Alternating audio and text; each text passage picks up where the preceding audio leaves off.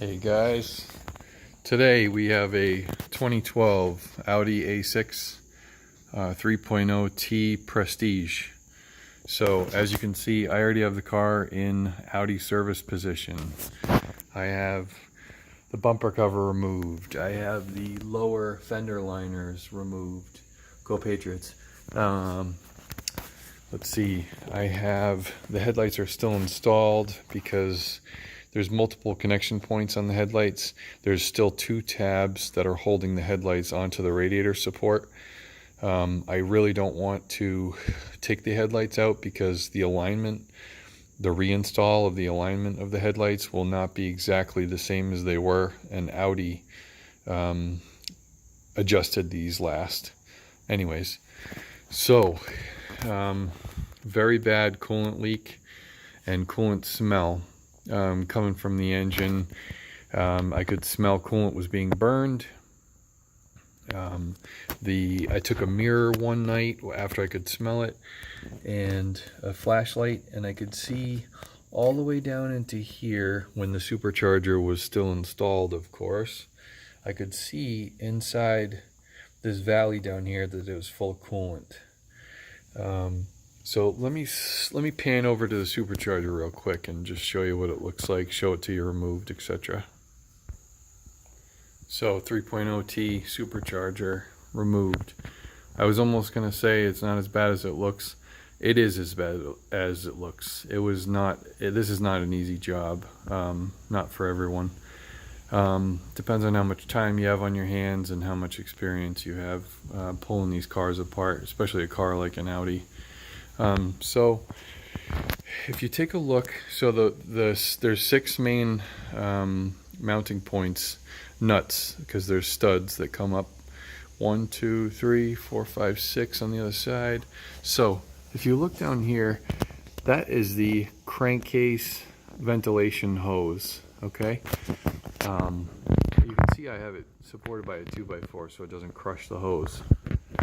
So I'm gonna go back over the engine real quick.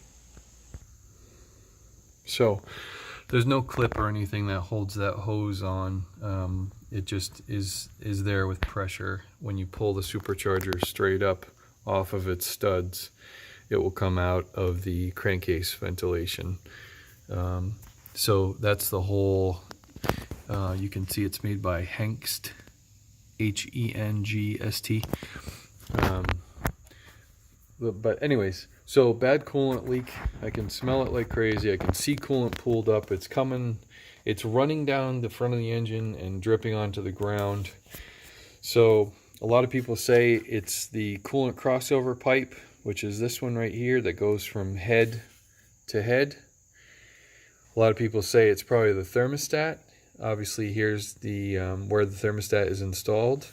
Some people say it might be your water pump has finally let go. There's my water pump removed, of course. Mine was none of those things. I was looking at this coolant pipe going into the this thermostat, where the thermostat is installed, and I knew this didn't look right. So I grabbed my trusty pick and tried to wiggle this pipe, and it turns out it was broken. The end of the pipe was broken, and this is exactly where the O-ring goes. It was underneath the O-ring. So, and you can tell it's been broken for a little while and heated up because it's not sharp plastic anymore. It's all rounded and ground down kind of. So if you look even further, you can see my O-ring. This is the first time I'm going to take the O-ring out. Look at that. My O-ring is ballooning out of where it used to go on that pipe. You see that? Oh, I can't wait to see this. Well, anyways, it broke. So anyways, I knew I was going to need that pipe. I'm pretty sure that coolant pipe goes all the way to the heater core hoses on the back of the engine. So the pipe. This is the pipe right here. It's actually not as expensive as you think. I think it was about 55 bucks. It was in stock, which is nice. Here's the spot where it goes into the thermostat area. And there's it obviously clips on to the hose in the back. I'm sure it's a heater core hose in the back. So if you want to be proactive, you really need to replace this O-ring on the coolant crossover pipe. You have to replace the coolant crossover pipe to head O-rings. You know, you can see it's those T30s are removed, and the mating surface is right there on the head. And there's one on each side, of course. This one is much harder to get to. You can see it right there that I have it separated off the head. So here's the coolant crossover pipe to the head O-rings. Here is the O-ring that goes on the crossover pipe to thermostat housing right here. Of course, I'm replacing the thermostat, which looks like this. There's 7 T30s that hold it on. You can see the orientation, it's pretty obvious. There's the inlet right there. And I'm gonna do the water pump while I'm at it, because I honestly don't know if it was done yet. The car has about 141,000 miles. It's in great shape for that mileage. The water pump was only, I think, about 120. I bought OEM because why not? There's water pump part number.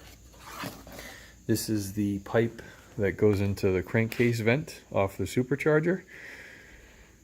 The one that goes right there. You can even see it has a locator pin on it, and you can see it has a little channel there, so it's obvious how it's installed. You can't just buy the O-ring and put it onto the supercharger where the pipe comes out of the supercharger. You need to just take this guy out of the supercharger and completely replace it. This is how it's sold. This is the only way it's sold. There's your part number, 06E103213. OEM, of course. So that's going to be today's job. It's a bear, as you can see. Service position. I want to let everyone know online, there's some people that have removed the bumper cover and then remove the AC condenser, the radiator, the intercooler, and then they go, the fans obviously, and go through the radiator support to get access to the water pump and such. I saw that on one YouTube video. I would not do it that way. You do not have to disconnect any of the AC system or intercooler or main radiator hoses when you put the car in the Audi service position. And look how much room I have here. It might not look like a lot, but it's a lot. When the supercharger is installed, the pulley must be 2 inches away from the radiator fans. So when you put it in the service position, look what I got here. Maybe 5 inches. Plenty of room to easily do that water pump job, take the pulley off, and everything else you need to do. Like I said, I didn't even disconnect the headlights, but I did disconnect the battery just to be safe. So disconnect the battery, number 1. Don't close your trunk lid because it's electronic. I used painter's tape to hold the trunk lid down. So it wouldn't latch, but it was down enough so my garage door wouldn't hit it. But anyways, guys, good luck with this job. I did not expect that was where my coolant leak was coming from, but it was obvious that it was. Look how brittle that O-ring is now. It's just coming off in little pieces.